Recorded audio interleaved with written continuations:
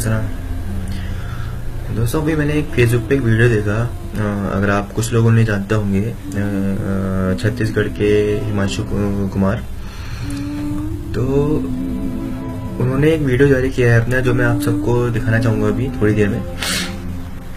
मैं आपको ये बताना चाह रहा हूँ कि जो लोग ये कहते हैं कि हम नक्सलियों का सपोर्ट करते हैं, हम नक्सली बन गए, ये बन गए हैं, कि तो उन्होंने भी आज एक वीडियो जारी किया है जिसमें उन्होंने नक्सलियों के बारे में, जो नक्सली या फिर जो आदिवासी है उनके बारे में, जो उनके साथ जो दुष्व्यवहार जो सरकार द्वारा, पुलिस द्वारा या सुरक्षा बलों द्वारा किया जा रहा है, उसका एक छोटा सा नमूना उन्होंने पेश किया है कि एक्चुअली हकीकत क्या है, कि क्यों वो लोग नक्सली बन रहे हैं, क्यों आदिवासियों के साथ क्या बर्बरता की जा रही है। और जब पुलिस ही या सरकार या फिर सुरक्षा बल आदिवासियों का चीर हरण करेंगे या उन्हें मारेंगे, कूटेंगे, उनका बलात्कार करेंगे, तो वो आदिवासी किससे अपनी गुहार लगाएगा। तो जाहिर सी बात है, जब वो आदिवासी कुछ बोलेगा या फिर किसी माध्यम से किसी सरकारी तंत्र से अपनी वो गुहार लगाएगा, तो वो नक्सली साबित कर दिया जाएगा उसे। तो भाई हिमांशु कुमार सर ने भी ये कहा है कि जिस तरह से आदिवासियों का आप उनके साथ गलत व्यवहार कर रहे हैं या फिर जो भी कर रहे हैं, ये एक्चुअली जो आदिवासियों के साथ जो गलत व्यवहार हो रहा है वही एक नक्सली वही नक्सली वारदात है। नक्सली वारदात सिर्फ वो नहीं कि वो नक्सली वाले पुलिस वाले को मार रहे हैं या फिर सरकार को मार रहे हैं, ऐसा नहीं है। कि जो आदिवासियों के साथ जो हो रहा है वही एक नक्सलवाद है, उसी को नक्सलवाद कहते हैं। और गलत के खिलाफ आवाज उठाना नक्सलवाद की श्रेणी में नहीं आता है, और ना ही ये किसी किताब में लिखा है। चाहे वो कोई भी इंसान गलत करे, चाहे वो सिपाही हो, पुलिस वाला हो या सरकार हो, अगर उसके खिलाफ आवाज कोई उठाता है तो वो हरगिज़ गलत नहीं है, ना हमें कानून में ऐसा कुछ लिखा हुआ है। तो अब आप लोग को भी समझना पड़ेगा, जो लोग फेसबुक यूज करते हैं, ट्विटर यूज करते हैं, जो पूरे देश की खबर जो रखते हैं, उनको मतलब इस बारे में भी अपनी आवाज उठानी चाहिए कि जो बॉर्डर सिटीज में, छत्तीसगढ़ जैसे इलाकों में जो हो रहा है, जो आदिवासियों के साथ, गरीब मजदूरों के साथ जो भी हो रहा है, तो उसके खिलाफ भी आप आवाज उठाइए। क्योंकि जब तक आप आवाज नहीं उठाएंगे तो ये देश तक आपकी पुकार या उनकी पुकार नहीं पहुंचेगी।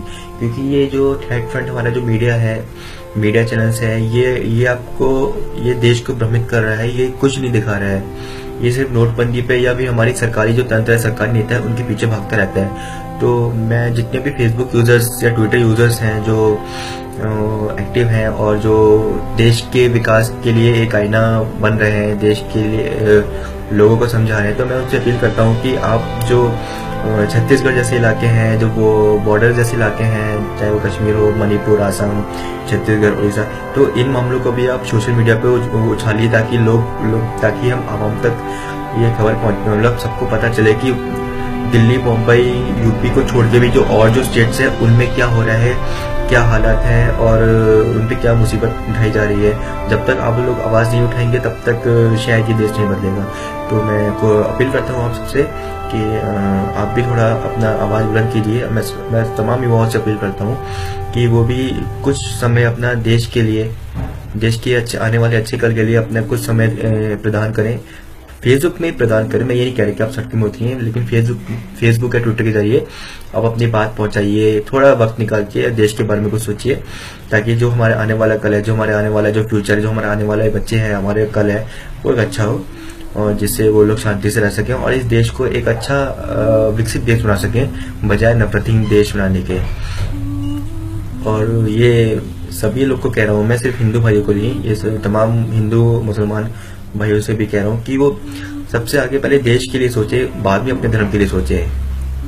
सबसे पहले अपने देश के लिए सोचे, बाद में अगर कुछ बचता है तो अपने धर्म के लिए, फिर उसके बाद भी थोड़ी बहुत गुंजाइश रह जाए तो फिर अपने लिए सोचे। तो क्योंकि ये देश सबसे बड़ा है, क्योंकि ये देश हमें रहने की आज़ादी दे रहा है, ये हमारा छत है, ये हमारी रोजी रोटी है, ये हमारा खुदा है, ये हमारा भगवान है।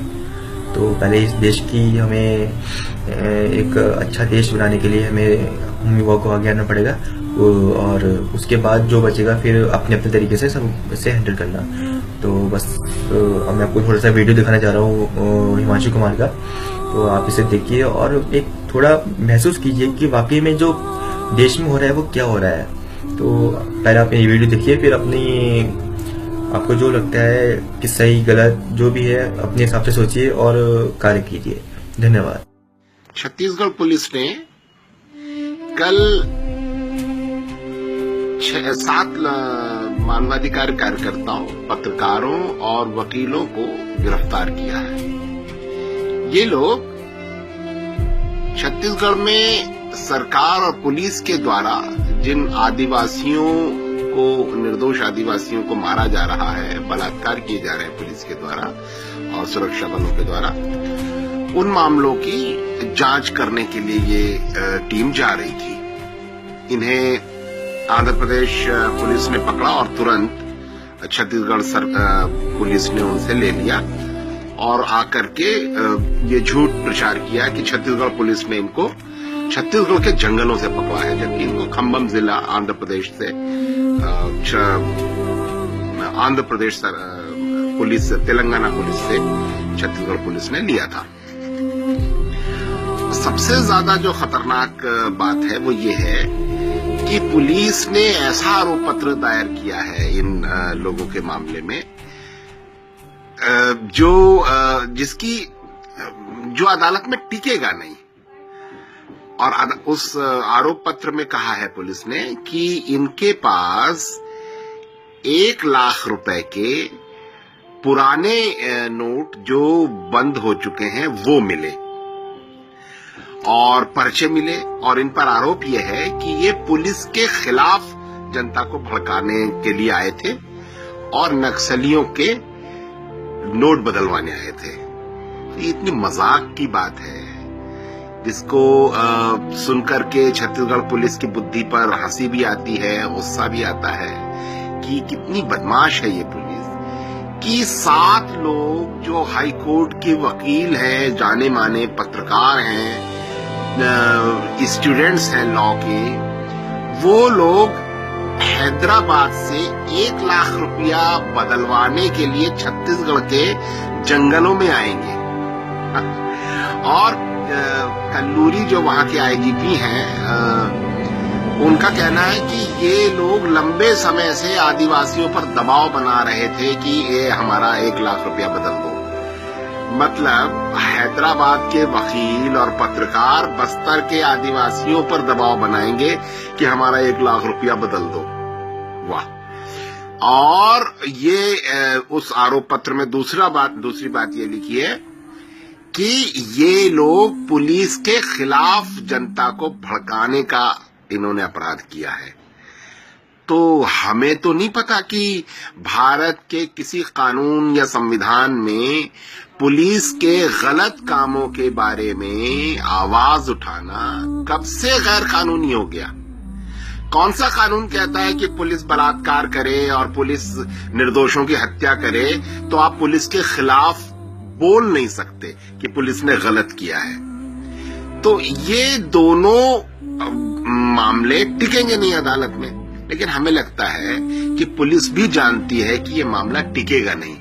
इसलिए पहली चीज तो पुलिस ने ये की कि उसने आईपीसी, जो एक आम कानून होता है, इंडियन पीनल कोड, जिसके अंतर्गत आपने किसी कानून को तोड़ा है आईपीसी की तो आपके ऊपर अपराध लगता है, लेकिन आईपीसी की कोई धारा नहीं तोड़ी गई है क्योंकि आईपीसी के अंतर्गत ये केस बनाया ही नहीं गया है।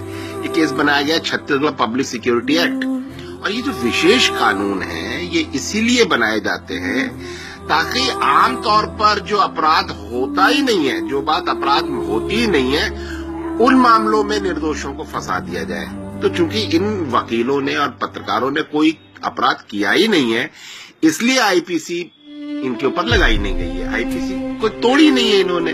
पुलिस के खिलाफ बोलना कोई अपराध नहीं है। 1 लाख रुपया आपके पास हो तो भी कोई अपराध नहीं है, लेकिन वो तो 1 लाख रुपया इनके पास था भी नहीं, वो पुलिस का रुपया है जो पुलिस ने इनके पास दिखाया है। और पुलिस के पास कहां से आया? पिछले दिनों जब ये प्रधानमंत्री नरेंद्र मोदी ने डिमोनेटाइजेशन घोषित किया नोटबंदी घोषित करी, उसके बाद आदिवासियों के घरों में जो बकरी बेच करके, मुर्गी बेच करके, महुआ बेच करके, मजदूरी करके आदिवासी अपने घर में 10,000 20,000 रुपया रखता है मुसीबत के लिए, या उसको जमीन समतल कराना है, मेड़बंदी करानी है, बीमारी के लिए, वो जो रुपया रखता है वो पुराने नोटों में रखे थे। वो जब बदलवाने के लिए जाने लगे आदिवासी, तो पुलिस ने, यही आईजीपी कल्लूरी जो बदमाश है, उसने कहा कि ये नक्सलियों का पैसा लेके जा रहे हो तुम लोग, और आदिवासियों के पैसे जगह जगह बसों को रोक रोक करके, आदिवासियों को उतार उतार कर, उनकी तलाशी ले लेकर उनके नोट छीन लिए गए। आदिवासियों के पैसे बड़े पैमाने पर पुलिस ने छीने हैं बस्तर में। वो रुपए पुलिस के पास पड़े हुए हैं, तो उन रुपयों को लेकर के इन जो वकीलों के और मानवाधिकार कार्यकर्ताओं के पास से दिखा दिया गया और केस बना दिया गया है।